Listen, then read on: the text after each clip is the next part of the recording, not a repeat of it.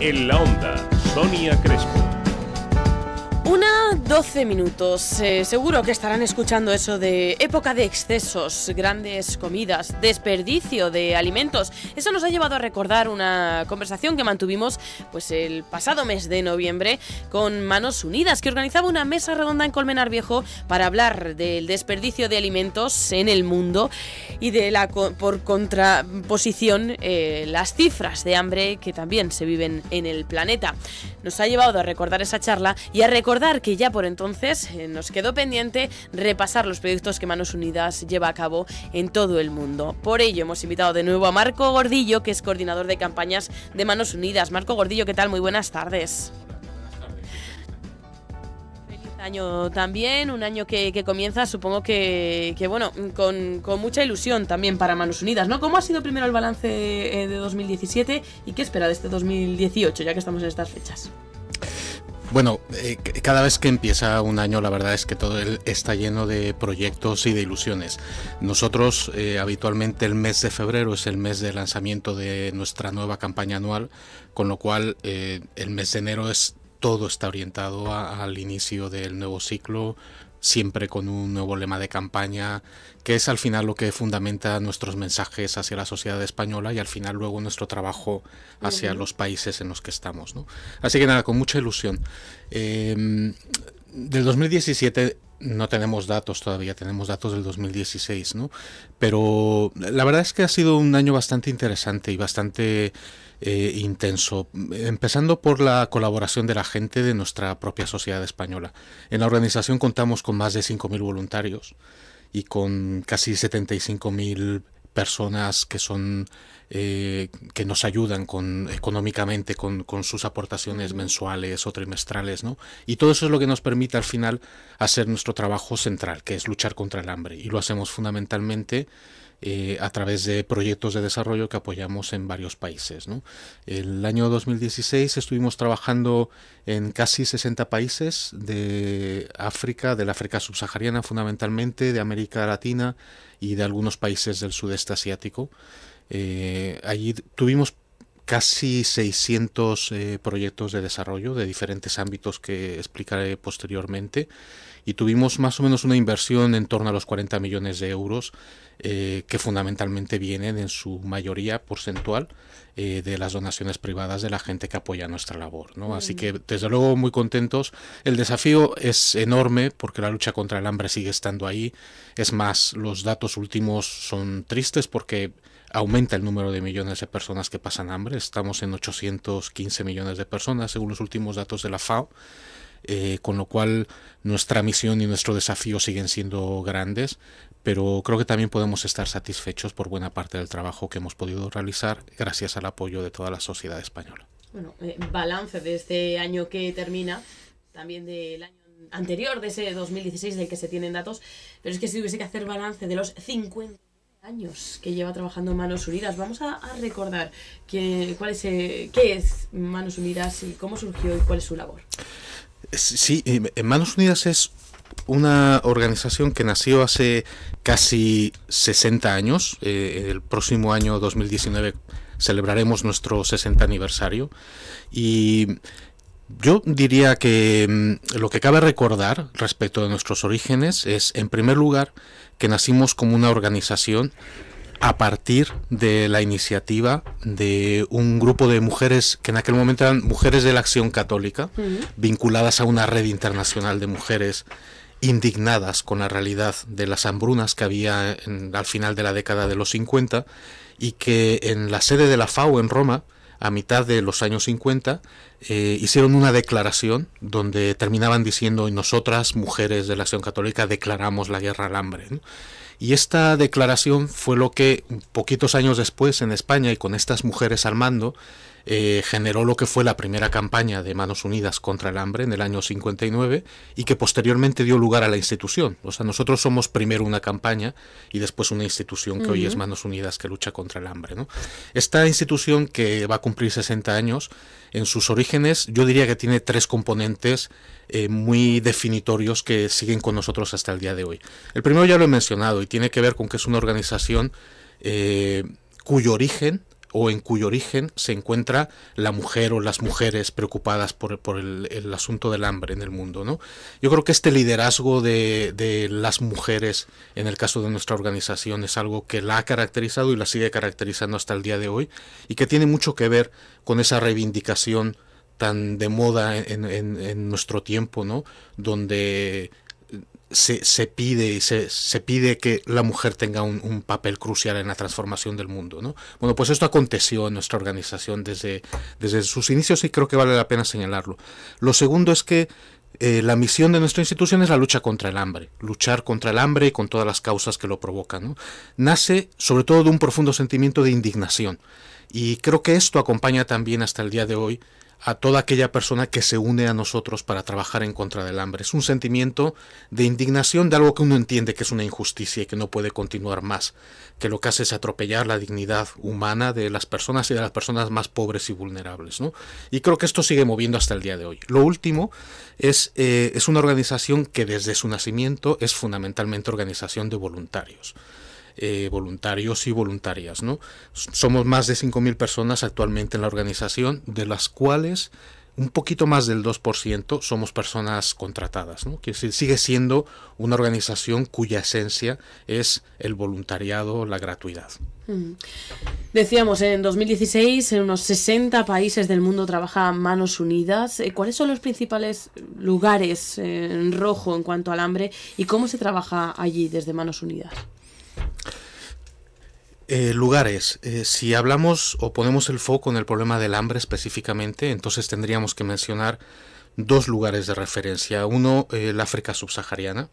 El África subsahariana, que por un lado tiene la parte del Sahel muy imbuida de conflictos desde hace mucho tiempo y desde hace muchos años, y que forma parte de las hambrunas, junto con una serie de aspectos más ambientales, además de los políticos, ¿no?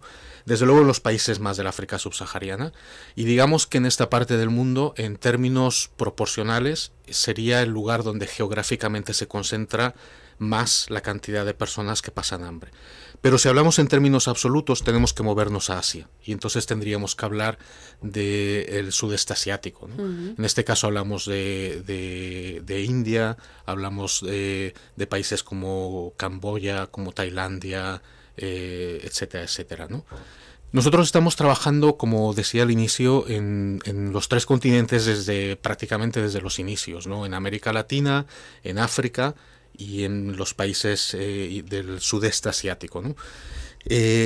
Nuevamente, si hablamos de la cuestión del hambre, entonces uno de los puntos de partida nuestros a la hora de trabajar es entender que cuando afrontamos el problema del hambre no estamos hablando de un problema de producción, porque producimos suficientes alimentos, etcétera. De todo eso hablamos en noviembre. Sí, hablamos en otra ocasión aquí, que muchas veces dicen, no, es que nuestro planeta no está preparado para generar alimento para toda la población. Y dijimos, cuidado. Nuestro punto de partida es el contrario. Es el contrario, que sí que se puede. La suficiente capacidad de producción de alimentos como para alimentar no solamente a la población actual, sino más todavía.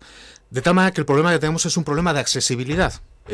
Hay más de 800 millones de personas, somos 7.200 millones de personas en este planeta, pues una de cada 9 no tienen acceso a los alimentos, y no tienen acceso a los alimentos bien porque no tienen recursos económicos para acceder a los mercados y comprar alimento, o bien porque no tienen capacidades para producir sus propios alimentos. De tal manera que una parte de nuestro trabajo como Manos Unidas, cuando trabajamos con proyectos, con comunidades en estos países, consiste en o bien generar las condiciones de producción de alimentos, y eso tiene que ver con el acceso a la tierra, con el acceso a las semillas, con el acceso a créditos, el acceso a los mercados, con una buena producción de alimentos en el ámbito de la agricultura familiar, etcétera, etcétera, ¿no?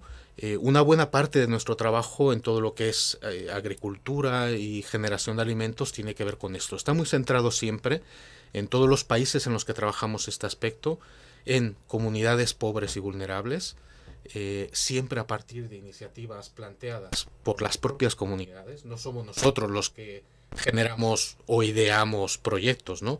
Son las propias comunidades las que entran en contacto con nosotros, nos plantean proyectos vinculados a la seguridad alimentaria y nutricional y nosotros los apoyamos, ¿no? Tenemos otra serie de iniciativas que están más vinculadas a, digamos, robustecer sus capacidades de producción y de generación de ingresos que les permitan acceder a alimentos también de otra manera, ¿no? Esta sería una primera línea de respuesta. Uh-huh. Esas oportunidades también pasan, por ejemplo, por la educación, ¿no? Que tengan, sí, bueno, pues esperanzas de mejorar su calidad de vida y, por ejemplo, mejorar ese acceso sí, al mercado también de alimentos. Sí, esta es una cuestión bastante interesante la que estás planteando ahora, Sonia, porque yo creo que todo el mundo somos conscientes o hemos aprendido a hacerlo, que el hambre no es la única cara de la pobreza. La pobreza es multidimensional, ¿no? Es decir, las personas que no comen no solamente no comen, sino que habitualmente son las mismas personas que además no tienen acceso a la educación, no tienen acceso a condiciones sanitarias mínimas, no tienen acceso al agua potable o al saneamiento, etcétera, etcétera, ¿no? De tal manera que en Manos Unidas nuestras intervenciones a través de proyectos en comunidades pobres y vulnerables tienden a tener este carácter integral a la hora de intervenir, ¿no? De decir, no solamente se trata de apoyar sus capacidades de generar alimentos, de robustecer sus capacidades, etcétera, etcétera, sino que junto y al mismo tiempo hemos de fortalecer sus capacidades que tienen que ver con acceder a la educación, a una educación de calidad, acceder a unos mínimos de salud que les permita vivir con dignidad, etcétera, etcétera, ¿no? De tal manera que nuestro trabajo actualmente está organizado en 5 grandes líneas de trabajo. La primera tiene que ver con todo el tema agrícola, agropecuario, de alimentación, etcétera, etcétera. Tenemos prácticamente el 20% de nuestro presupuesto lo gestionamos con proyectos de este tipo, ¿no? El doble, casi el 40%, lo invertimos en proyectos de educación, precisamente por las vinculaciones tan evidentes que hay entre lo educativo y las capacidades de alimentarse y vivir de una manera sana y sostenible, 40%. ¿no? Sí, el 40%. Tenemos otra quinta parte, otro 20% que dedicamos a los temas de salud, y las otras 2 quintas partes las dedicamos, una de ellas específicamente a la promoción de la mujer, a todo lo que tiene que ver con dignificar a la mujer, proveerla de todos los roles que ella puede y debe jugar en los procesos de desarrollo, todos los procesos de empoderamiento, etcétera, etcétera, ¿no?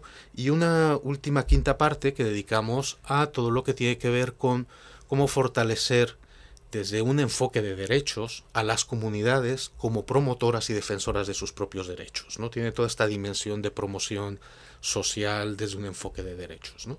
Así que un poco este es nuestro trabajo conjunto, ¿no? Y a eso añadiría, en un tercer nivel, una cuestión que creo también es muy interesante, ¿no?